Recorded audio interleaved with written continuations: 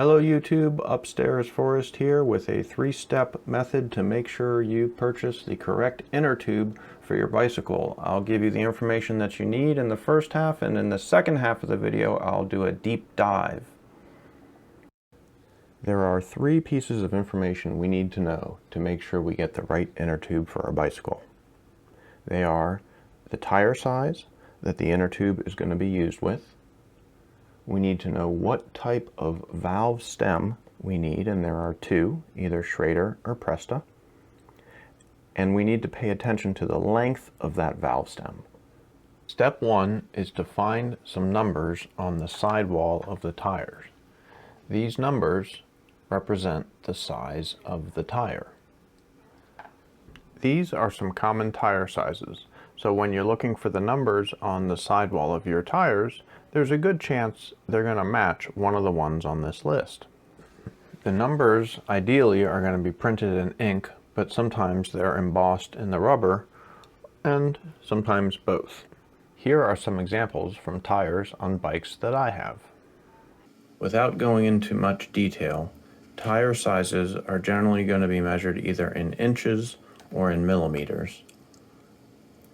The common inch sizes include 26, 27.5, and 29, and the millimeters tend to either be a 700 or a 650.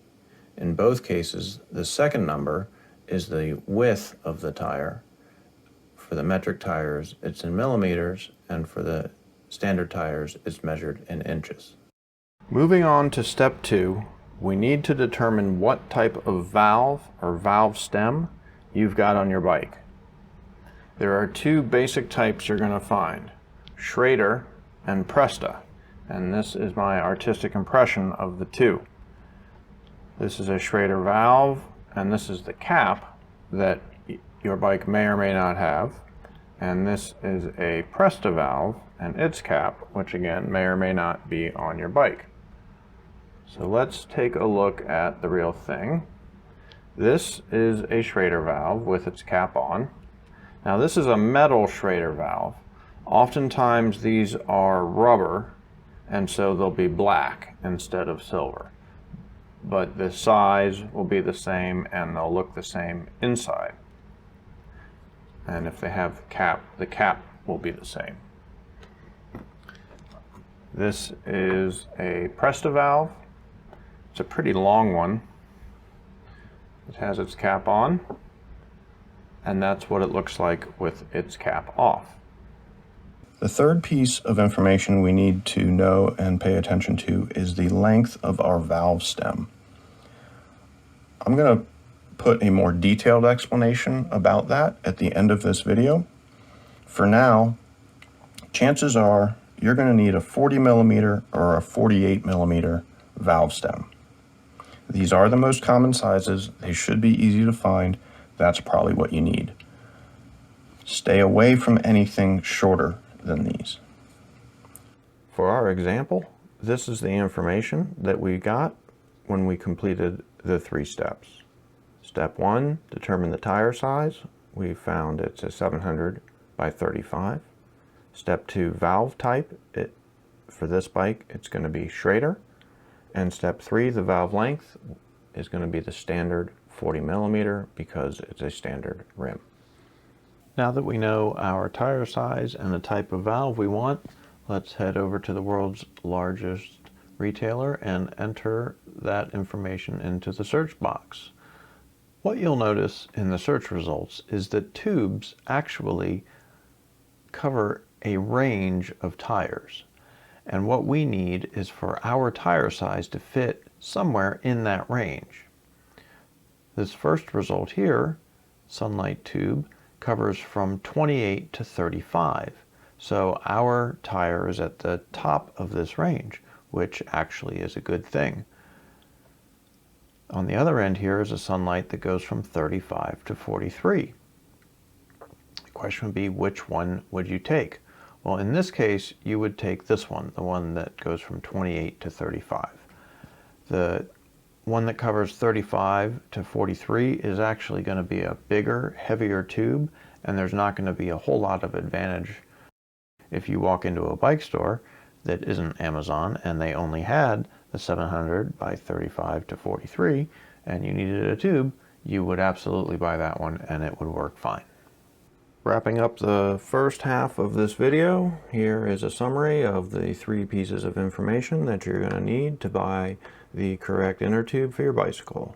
You need the size of the tire that the inner tube is going to go in, which you're going to find on the sidewall of the tire, either on a sticker or printed in ink or embossed in the rubber. You need to figure out what type of valve your bicycle wheels use, whether it's Schrader or Presta, and then you need to pay attention to your valve stem length. You're probably going to need either a 40 or a 48 millimeter. Stay away from anything shorter than 40 unless you have a really shallow rim, and if you have really deep rims, that's when you might need a 60 or longer. I hope you liked this video. I hope it was helpful. It's not over yet because I'm actually going to go into even more detail on some of the stuff that we covered.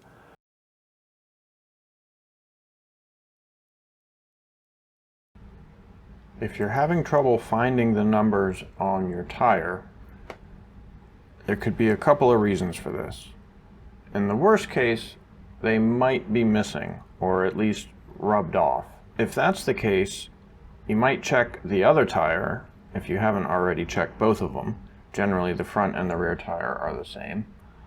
Or if you really don't have any idea what size your tires are, I would recommend you ask a friend who might know or take it to a bike shop. Assuming that the numbers are actually there, it's just a matter of finding them. Sometimes they're small, sometimes they're worn down, making them harder to find, or worn out if they're printed on. If there's no obvious printed numbers, then start to look on the edge of the rubber, and on this tire it looks like this.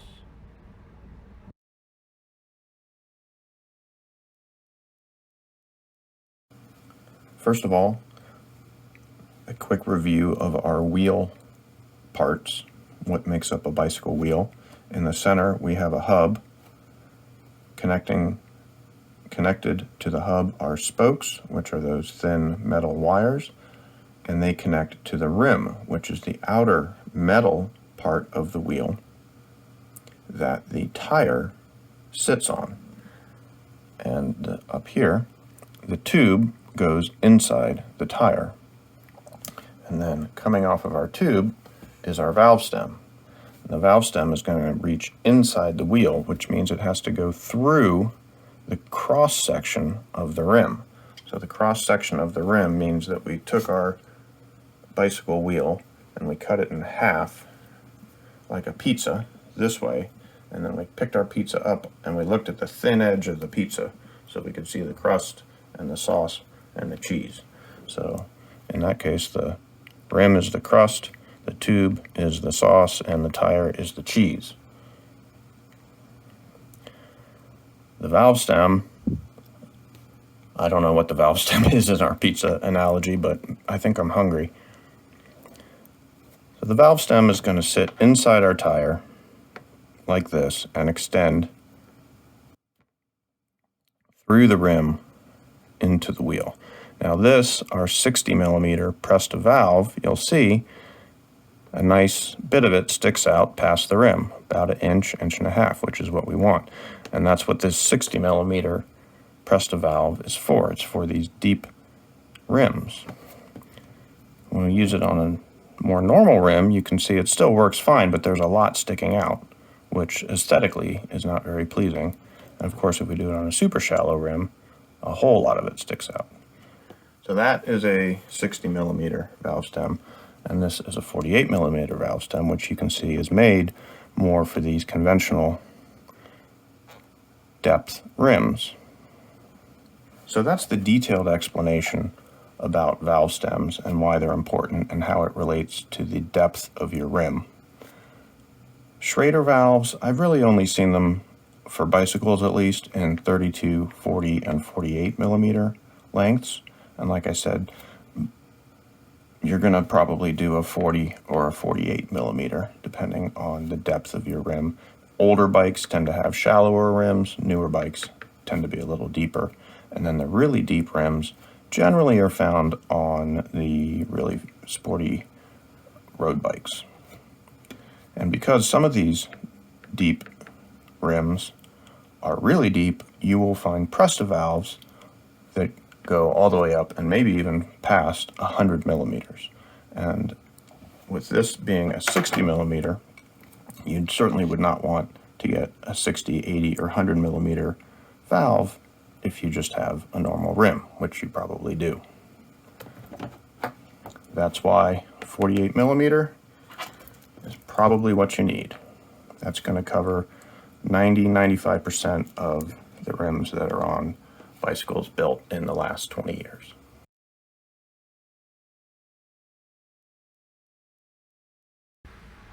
If we're lucky, the vendor we're buying our tubes from will actually have a selection of tubes for us to pick from. What I've found is that less expensive tubes are heavier. So here's an example. This tube is 218 grams. This tube is 158 grams. Both of these tubes are the same size, as in they will both fit in the same tire.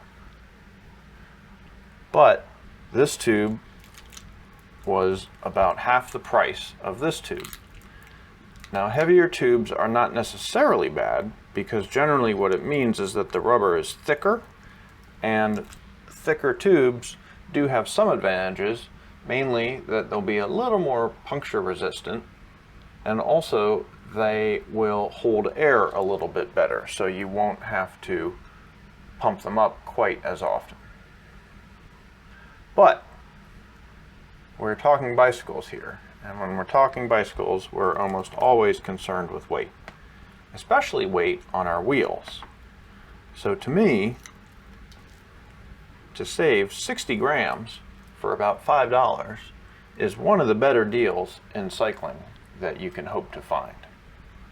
If you're really lucky and the store you're buying from has a really big selection of tubes, you might see some lightweight options. Basically, this is a tube that is thinner and therefore weighs less. Generally, they cost a little bit more, and because they are so thin, they are more susceptible to punctures. But if you're racing and want absolute performance, or you have really puncture-resistant tires, or you just ride in a place where you don't worry about punctures that much, they can be a nice performance enhancement to your bicycle. So this is a super light tube, coming in at 62 grams.